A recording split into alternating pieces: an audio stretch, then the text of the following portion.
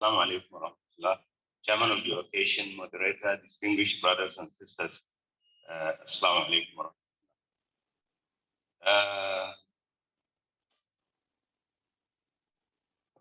The moderator referred to me as a scholar, but to be fair to him, he stated that I protested when he told me the topic I'm given is a topic for jurists, and I am not one. When I went some 41 years ago, I was admitted for higher Islamic studies. Our purpose was, as a typical Hausa man would say, Asamu Nasalla. That was all. So, but I'm happy that my learned colleague and professor of law, Professor Usman Nurain, has made my task easier. He has discussed most of the things, and this is their feeling. Whatever I think I present, you find it not suitable, you bear with me. I pray. Like the brothers of Yusuf alayhi salam said, "Masana wa akuru wajina bidha'at al-musjah. Fa'ukilana al-khayla wa tasaddaq alayna. Inna Allah yajzi al-musaddiqin." So, as we do in the legal profession, when somebody presents on or makes his own submission for you, you adopt his own as your own, associate yourself with it, and that is all for you. So I adopt all the submissions and statements made by the learned prof as my own. Maybe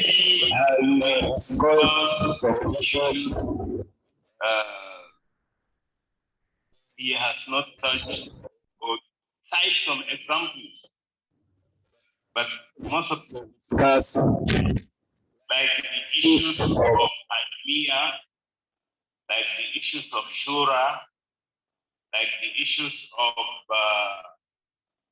vesting that Hakimiyya, so to say, in the people under the liberal democracy, like the issue of fundamental human rights. Maybe I will just pass by them. He has already done justice to them.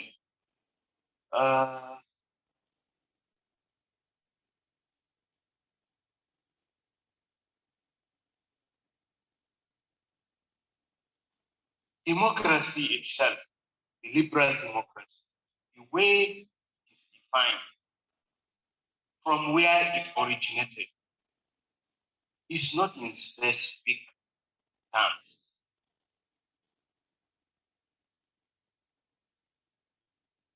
Like this definition says, the belief in freedom and equality between people, or a system of government based on the belief in which power is either held by elected representatives or directly by the people themselves. So you can come with so many definitions of democracy. So that is why I found it very funny when a brother sent a very good material to me on this issue. And I saw the writer was saying that the concept of shura in Islam may be not enough serve the modern purpose because it is not well defined. But to me, that is the beauty of it.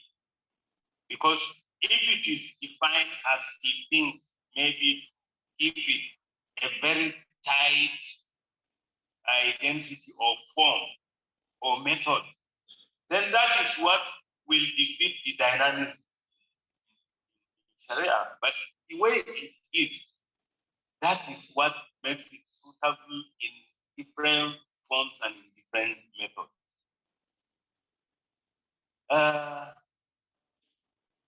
Election is one of the essential features that are used major democracy for lack. But even election It's not uniform throughout the world. If you look at the American system of electoral college, it negates the whole essence of popular vote because it is a selected few persons that determine the person that wins. Like in the election between Trump and Hillary. Trump won because of this electoral college system. And if you look at the electoral college system critically, it is more or less the same with the Islamic concept of Ahlul Halli wal Aqd. But nobody questions the Islamic and the American system that it is not democratic. And if we drive the point home in our local content, recently the former president Obasanjo admitted that he single-handedly led President Umaru Yar'Adua. And we all know that. So where is the concept of popular votes? Even the internal democracy, the process of nomination, one person said he was the one that did it single-handed. And they didn't say it was not democracy. And if you further analyze that action of the former president, it is more or less an application of the Prophet tradition of the Prophet that he said, Inna la nuwalli hadha al-amala man yas'aluhu. Because then I can remember the former president said he preferred Yar'Adua because he was not keen about, was not among the ones that were aspiring. So maybe he felt that he could do better. And maybe like we also, the late president, may Allah forgive him, started taking the path of changing so many, righting so many wrongs. Because even his election, he's one of the only, is the only president that I know that agreed that the election that brought him power was flawed, as he said. So that goes to show us that some of the things that Islamic system of governance brings are still used even in the modern times, but maybe the difference is that Islam does it openly, but other systems go to use them from behind the scene. If you also look at what former President Obasanjo did, it is more or less the same with the Wilayat al-Ahad. You suggest the one that will inherit you, which are part of what the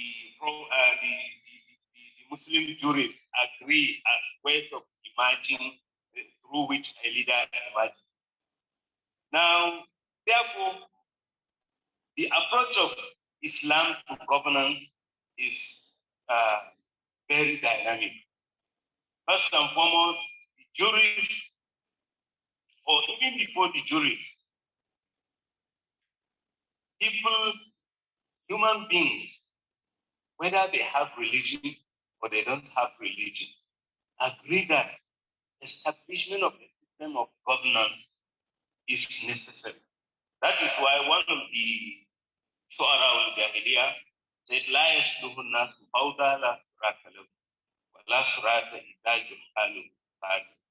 Tahdi al-umuru bi ahli al-rusd ma salahat, wa in tawallaw fa bil ashrari tanqad. So this was in the Jahiliyyah period. They saw the necessity of having a system that will govern their affairs.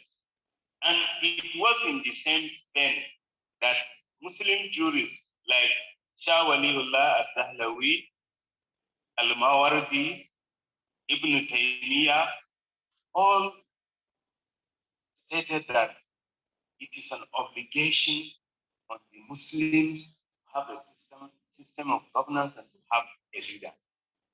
The jurists came to this conclusion through analyzing Quranic verses on Hakimiyya, on Khilafah, on concept of Ulul Amr, on concept of Shura, on concept of Amr bil Ma'ruf wa Nahy anil Munkar, on concept of Jalbul Masalih wa Dar'ul Mafasid, on general maqasid of Sharia, the fundamental objectives of Sharia. If you analyze the verses that talk about all that talk about all these things, you will see clearly that it is essential, it's necessary, it's obligatory to have a system of leadership.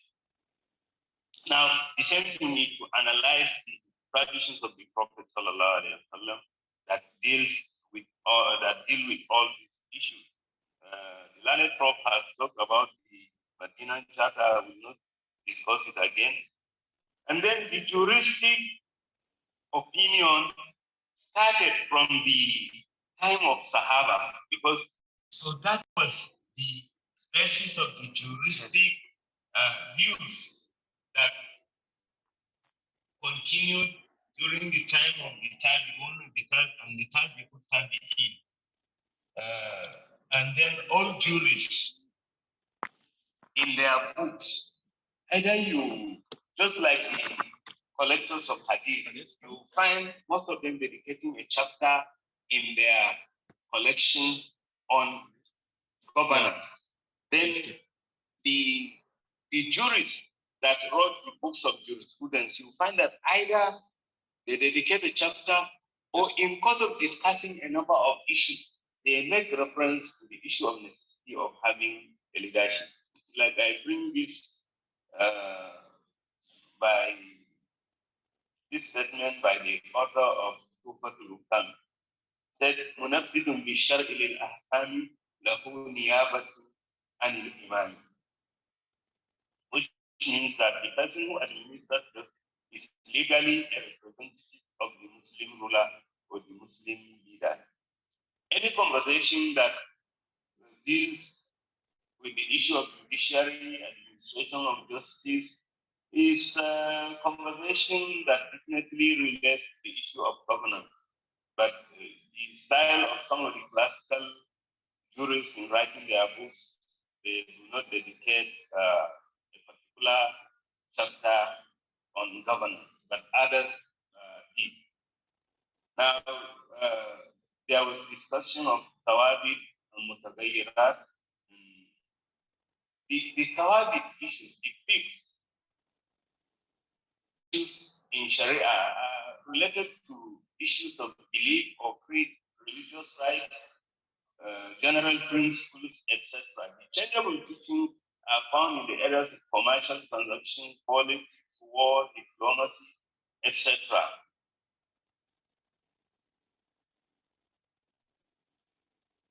It is well known that the Prophet ﷺ used to consult with the Sahaba, and they also used to suggest to him on issues that there was no revelation.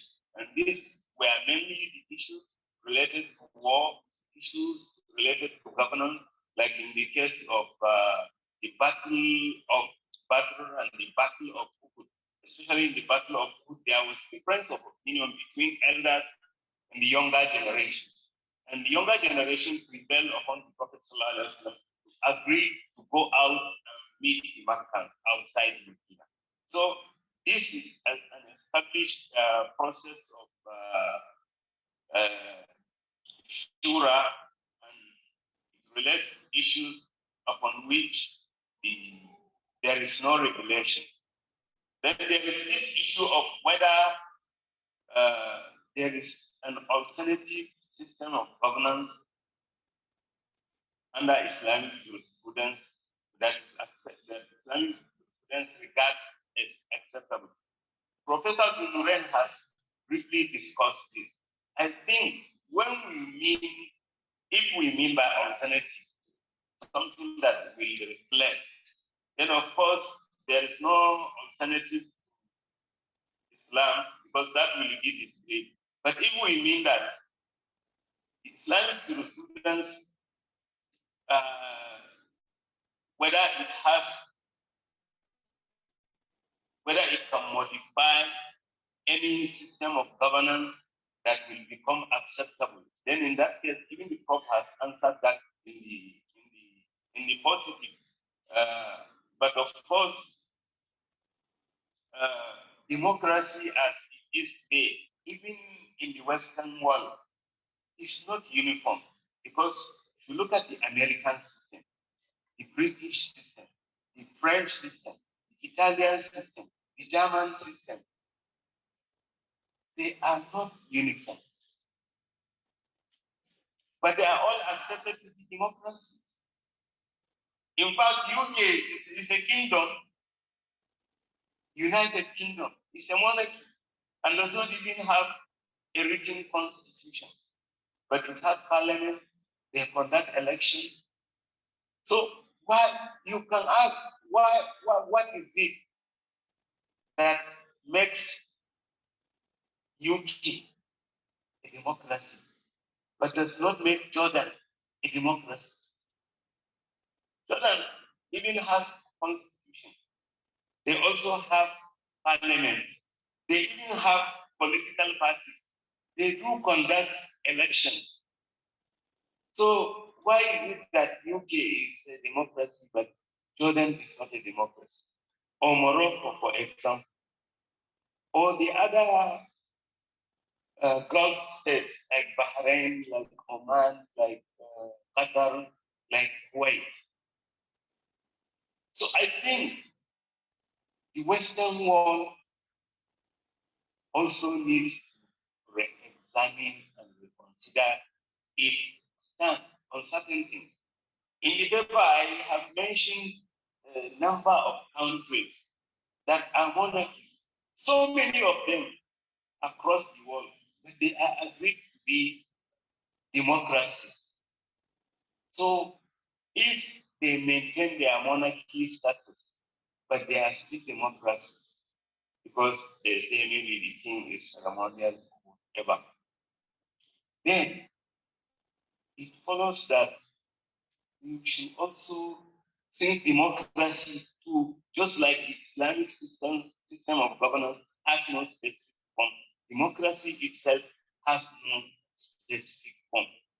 So the Western world too needs to consider its stance on relating with the Islamic world. Since even within Europe, if there is any region of the world that should have uniformity, Europe should be one of them, because these countries are neighbors: France, Germany, Italy, Portugal, uh,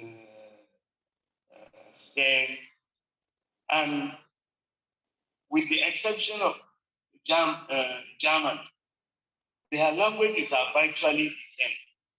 They originate all from Latin. So between English and French, you don't see a minor difference of pronunciation or spelling of the word, but it is like presidential, they say presidential. So it's virtually the same. And they are all Christians, but they accommodate diversity. So why can't the Muslim world be allowed also, because of their local circumstances, because of the history, because of the religion, because of so many factors, to have their own identities, and then they accommodate it? Now,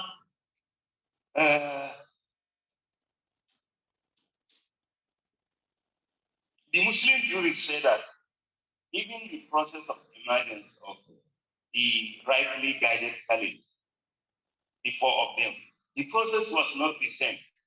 The way Abu Bakr emerged is different from the way Umar emerged. And the way Umar emerged is different from the way Ali and Uthman, may Allah be pleased with them, emerged. So therefore, there is this flexibility in the Islamic system of governance too, which jurists all agree. And even if you go beyond the period of the Khulafa al-Rashidin, the Umayyad and Abbasid dynasties, came up with this issue of Wilayat al-Ahad, which I said is more or less what Obasanjo did when he handled Eradua. So I don't see, if we understand these principles in the two systems, there is possibility of narrowing the differences. Kingdom of Saudi Arabia, for example, is a monarchy, the absolute one.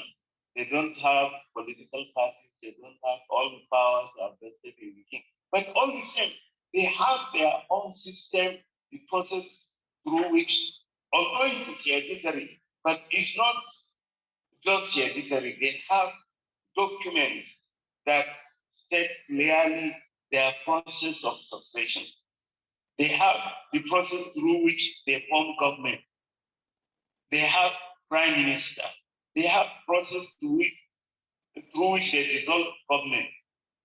They have process through which they appoint ministers. They have process through which they issue out government policies. So it is a kingdom, and it practices the Islamic principles.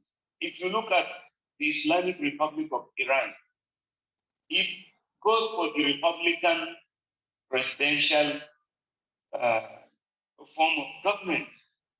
They have political parties, they conduct elections, they have constitution, but they derive their laws from the Shiite principles. So this issue of having constitution, whether we can have constitution, we cannot have constitution, this issue of political parties, this issue of fundamental rights, all this depends on if you accept that your source of legislation, your source of legitimacy, your source of authority, you derive it from the Sharia, from the text of the Quran and Sunnah. That is all. This issue of sovereignty, which belongs to the Almighty Allah and which is taken away to be given to the people. So we, the people, now are Muslims. So we deal it with the Almighty Allah. So you don't have where clash will come to. Now, there are other countries. The present government in Turkey, they have not tagged themselves either Islamic Republic or Caliphate or whatever. But everybody agrees that they are trying to transform the country along Islamic teachings. That is why they are tagged the new Ottomans, Al-Uthmaniyun al-Judud. Then there are countries that officially their name is Islamic Republic, Islamic Republic of Pakistan, Islamic Republic of this. But you find them to be more secular than any secular country.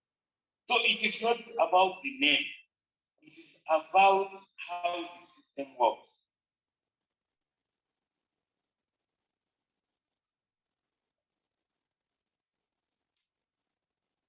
Now, there's this issue of, okay, even in our local circumstances here, Uthman ibn Fodi, the emirate system he established, which survived for so many years until it was, terminated by the colonial invaders. We know how the system works, and the remnants of it is still working under the emirate system. So, Islamic system of governance is so dynamic that it can apply in different circumstances.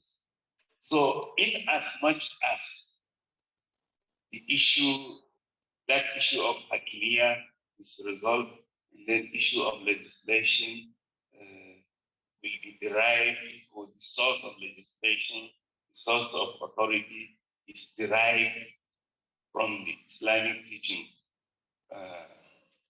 The area of conflicts are minimized. Issue of this liberty is what it was discussed briefly by Professor. Liberties are double-edged sword on the issue of fundamental human rights. Of course, like you said, they are not absolute. They are known generally as qualified rights. That is, rights that have limitation, and this is clearly stated in the Constitution itself. He talked about derogation.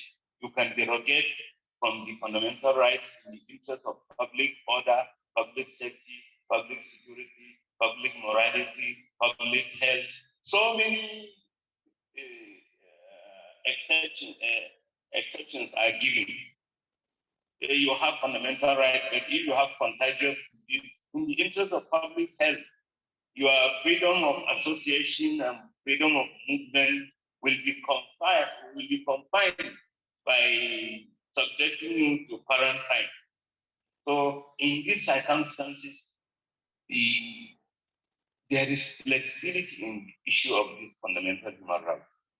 And this brings us to the issue of the Sharia agitation that came 20 years ago. It was through the same fundamental human rights that we got that window. And the fundamental human rights, the liberties, are the beauty of democracy. And that's what makes the Islamic principles to be able to accommodate or modify it. It is a non-historical fact that when Muslim groups were oppressed in the Muslim world, especially in the Arab world, they all ran to Europe, UK and France especially. Why? Because there is this issue of fundamental human rights. You will not be persecuted because of your religious opinion. You will not be denied the right to practice your religion. So I don't know. Probably that was the reason why the Western world started mounting pressure that countries will democratize.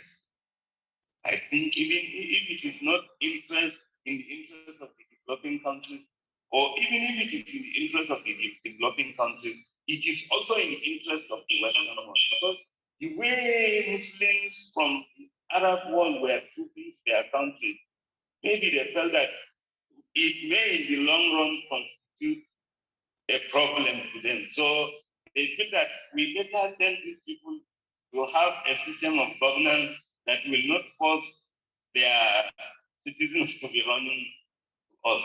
And for this could have provided a kind of solution. But unfortunately for the Western world, they now shot themselves in the leg. Because when in 1992, Islamic Salvation Front, because the Islamic groups grabbed that opportunity that, okay, these maximum rulers that we have, since there is pressure upon them to democratize and we are popular, let us form political party, let us contest election. But when the Islamic Salvation Front was at the verge of winning election in Nigeria, all of a sudden they were denied and the West kept fighting. Probably that was the last straw that broke the camel's back. Because the Islamic group now felt that, okay, democracy cannot be an alternative, because even if you win the election, you will be denied. So this now brings us the jihadi movements who took arms against the state. But then we have to understand the reality of the modern world. The fact that you took arms against the state, you are able to seize some area and rename it caliphate does not make you truly a caliphate, because there is something I mentioned in the paper, the theory of kerosene will defeat you. What I call the theory of kerosene, when this all these people that started living towns and cities to go and settle in the forest, I asked, how did the government know that they were there? And they said, no, it's not hidden something. They are seen coming to the town to buy kerosene. Say, then it means you are not self-sufficient. If the very community that you feel is infidel or is, and you disassociate yourself from them and you have to rely on them to get basic necessities like kerosene, where do you stand?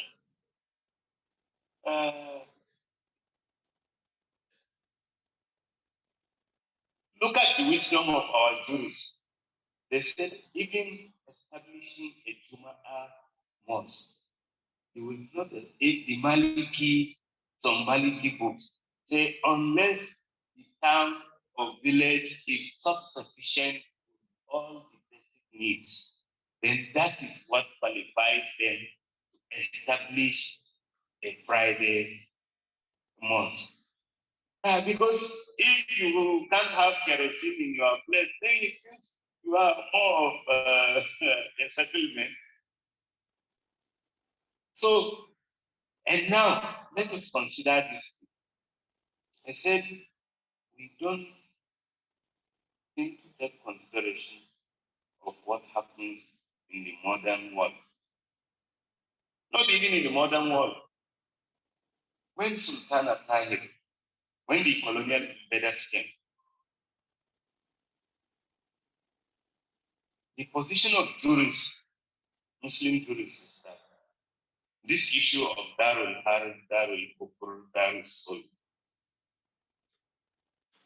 the jurists say that if a place becomes Darul Kufr or Darul Harb, then it is obligatory on a Muslim to migrate from that place.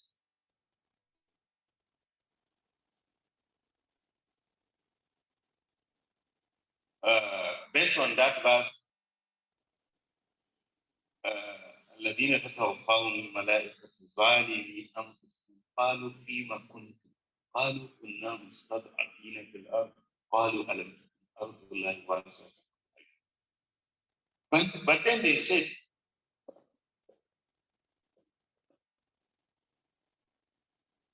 there are options.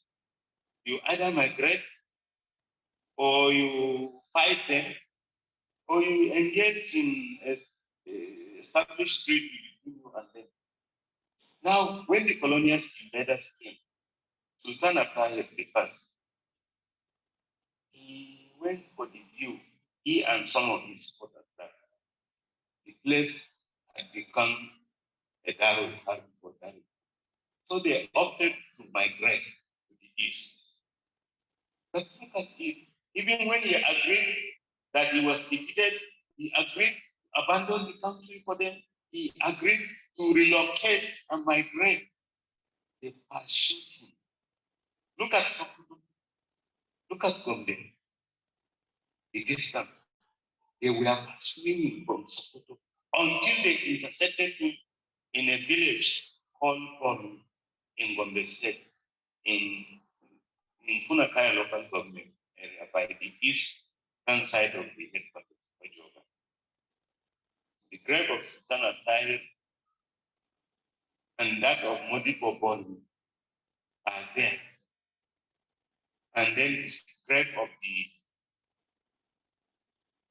commander of the British Army, who was shot with an arrow And accounts have it that he died within 20 minutes because it was a poisonous arrow. Now, that was then. There was no need for visa when he was traveling to the East. He didn't run to the embassy of any country. He didn't seek for visa. He didn't seek for asylum. You were free then to travel anywhere. The nation states were not there, especially in our own part of the world. The time is over. Huh? 5 minutes? 10. Okay, thank you. I think I can round up in as much as the paper is there. Then they had to pursue him and crush him. Then what more of the present day? When you can't leave your country unless you have visa, unless you follow airline, unless you have asylum, unless you have this and that, you can't cross even the next international border from your country to the next country. There was no passport. So let me see what. But then the Western world,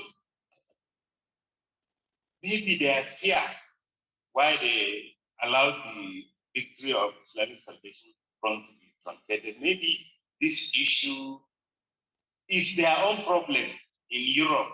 The problem between the church, between Christianity and scientists, Galileo and the Inquisition. Maybe they thought that every religion is like that, but Islam is not like that. It was while the Inquisitions were taking place in Europe, that was the time that the caliphs were promoting the Baitul Hikmah in Baghdad for translation as library, as reference, translating material from the other civilizations. In fact, Mustafa al-Sabai said that in Islam, we don't have clergy. There is no any particular dress for, because their fear is that maybe a government, an Islamic government, will be a theocratic state where only a small number of people, that is the clergy, have control over everything. And because of how they suffered in the Middle Ages, they don't want a repeat of that. But we don't have the clergy.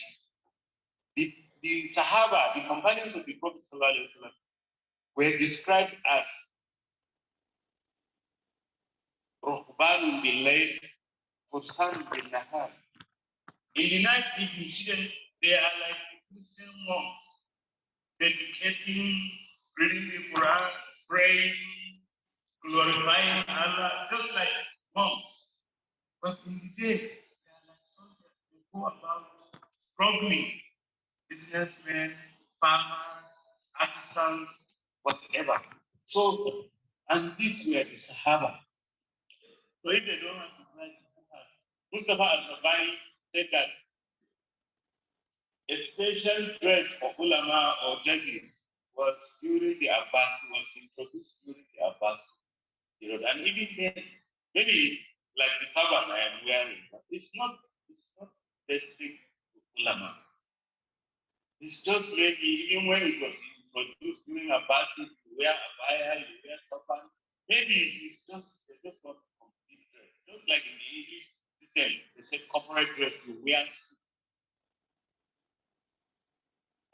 So in our country, we know even Christians that appear exactly like they appear if they have relationship with traditional institutions or they have traditional life. So there is no clergy in Islam. So the fear is not there. And there is a quotation, it's very long from John Cardinal Onaiza. He said even the biblical statement give unto Caesar what is Caesar and unto God what is God. I can say this statement is being misrepresented. He says Caesar and his coin also belong to God. The long quotation is there, but due to time factor. So then it is on this basis, if you understand the situation of modern world, then that brings us the concept of darura. It is a juristic principle that ad-darurat tubihul mahdurat, necessities permit prohibition. So, and it is on this basis that maybe we look at the situation critically, because you will know the importance of the liberties provided under democracy, unless you compare it with what obtains under oppressive regime. Albania is a Muslim country, but there was a time they had a dictator that became an atheist, and he made atheism a policy of governance in Albania. So all religions were banned: churches, mosques, synagogues, and any place of worship were closed down. If the Muslim had a child and he gave him a Muslim name, he will go to jail. If you are seen with a copy of the Quran or the Bible, you go to jail, because that shows you still have thinking of religion. They stayed like that for 40 years. Muslims were only hiding to pray, they were only hiding to recite the Quran, they were only hiding to teach the Quran to their children. Therefore, to look at these circumstances and examine all systems of governance we have.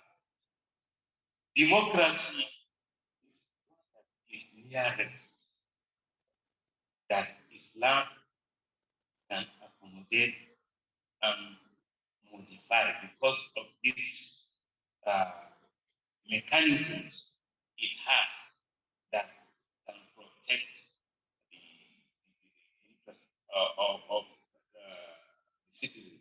And it is on that basis that some jurists in the modern times say that this concept of Darul Islam is no more, because some of them understand Darul Islam in terms of where, as a Muslim, you will be allowed to practice your religion, even if there is no Islamic government.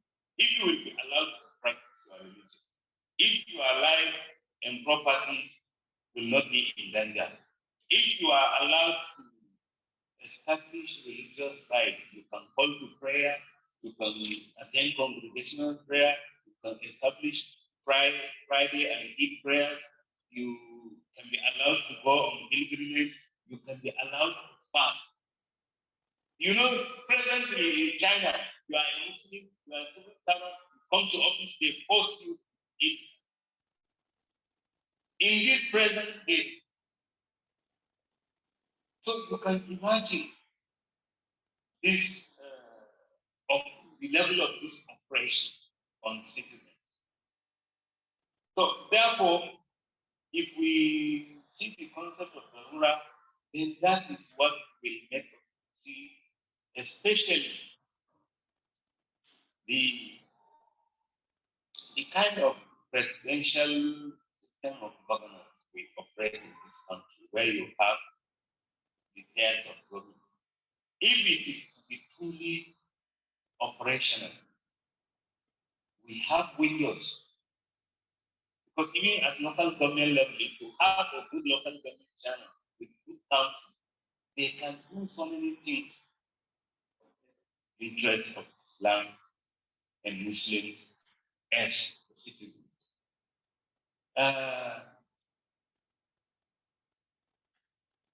But of course, there are other scholars that say democracy is open because it has taken the right of Allah and given it to the people, which is shirk.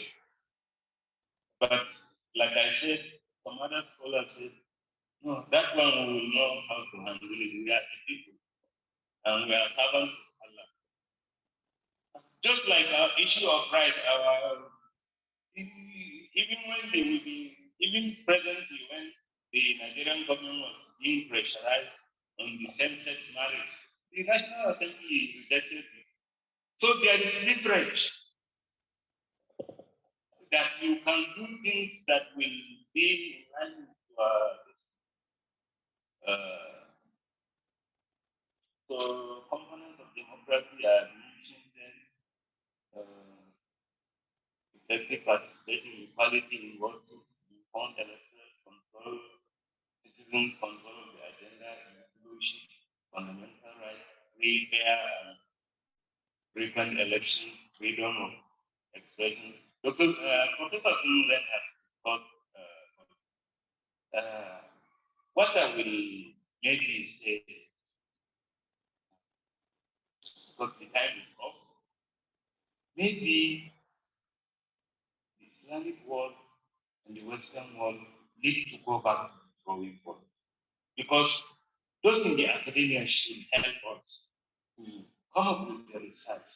When the Sultan Attahir wanted to go on Hijrah, he was killed, but some of the supporters were able to make it there in Sudan. Is their condition better than our own in Nigeria? That's the Hijrah. Assuming you will be allowed to embark on Hijrah in March. Now, those that remain here under Sultan Attahir II work with the colonial rulers. What is our achievement? Is it better than that of those who migrated? And then those who carry arms against the state and carve out the territory and call it caliphate. What is their achievement? In terms of maybe the best that anybody can say is okay, somebody is killed because of what he believes is the true teaching of Islam is Attahir. But what have you caused and your brothers and even non-Muslims that are alive? Maybe in the academic you should come up with something. Then therefore, because those who say, those say that even this issue of national anthem, it says following the practice of unbelief. If they see even the national anthem of Saudi Arabia, you know it. This is how it's run.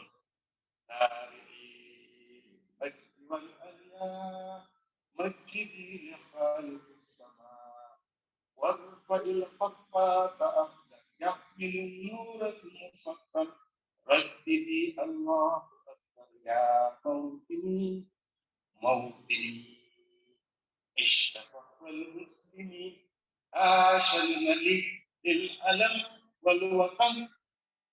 If you see what they are saying, whatever is the concept upon which national anthems are based, they have Islamized their own. Because they are talking about glorifying the creator of the heavens, that is the Almighty Allah, raising the green flag with La ilaha illallah, وَرُفَعِ الْخَفَّاقَ يَحْمِلُ النُّورَ الْمُسَطَّرَ bearing reaching life, that is the kalima of Shahada. So, and they said, at the end, they said, Ash al-Malik lil-Alam al-Qadr. May our king live long for that land that bears glad land and for our nation. So you see, we need to go back to drawing board. And in going back to the drawing board, the trend in modern times now is to have Jama'ah, collective juristic reasoning. Not for a young man to tell people to carry arms and start killing people just because of single thinking. So maybe I will have to stop here. I will, inshallah, finish up the paper and submit it to organizers for distribution of the electronic copies to the participants. Alhamdulillah, salatu wassalamu ala rasulillah. Assalamu alaikum wa rahmatullah. Thank you for this. Alaikum salam wa rahmatullahi wa barakatuh. Thank you very much, Mr. Muhammad Ibrahim Attahir, for this very rich and elaborate presentation. I think one of the critical points made by Mr. Attahir is this issue of the dynamic and fluid nature of democracy in Islam and how they are able to work together. And he cited lots of examples of models of democracy that are tied to context, and there are lots of examples of how Islam can accommodate the democratic principles and operate as a democracy following the principles and teachings of Islam. Thank you very much.